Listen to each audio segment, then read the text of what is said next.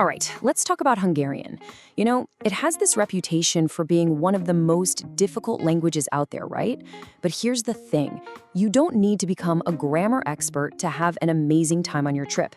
Today, we're going to build a super simple but really powerful toolkit for all those real-life situations. So picture this. You've just landed in Budapest. The city is absolutely beautiful. You can smell pastries in the air, but then it hits you. That little wave of panic. You're surrounded by signs and sounds that are totally new, and you realize, how do I even ask for a simple coffee?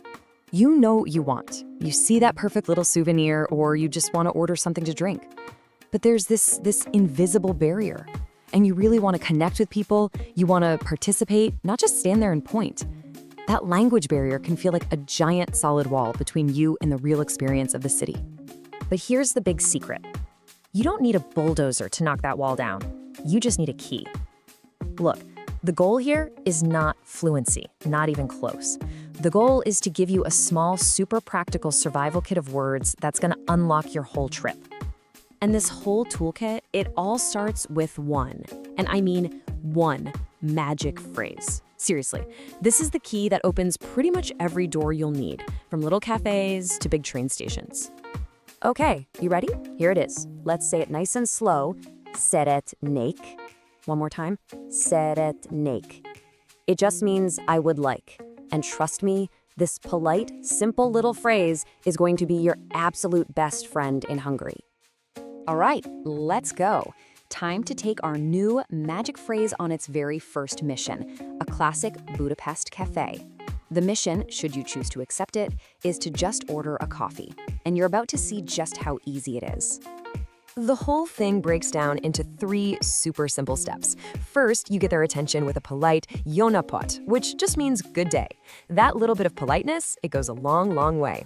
Then, step 2, you use our magic phrase, Szeretnék egy kávét. And finally, you can ask how much it is with Mennyibe kerül, but we'll get to that one in just a second. So, let's zero in on this one. This is your bread and butter right here.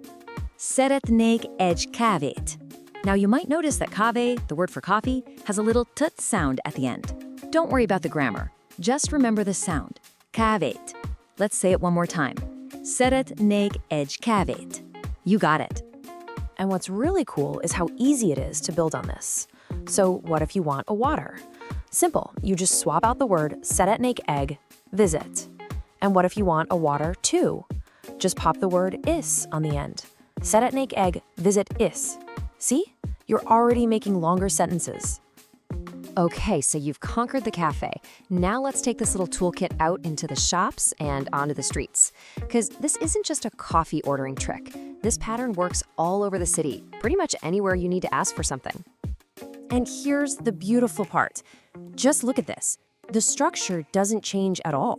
In the cafe, it's Szeretnék egy kávét. At the metro station, Szeretnék egy jegyet.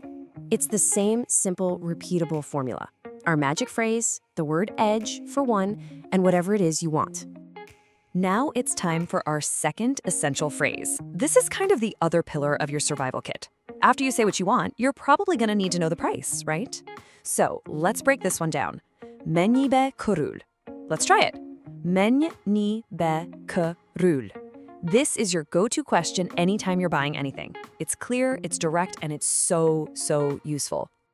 So let's pull all these pieces together. Let's lay out your complete real-life survival toolkit, and they're going to see just how small and totally manageable this whole thing is.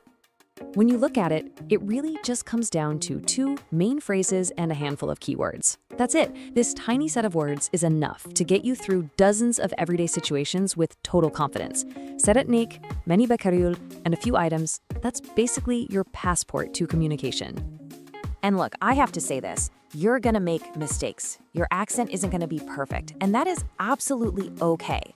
The goal is not to sound like you were born in Budapest. The goal is to show that you're trying.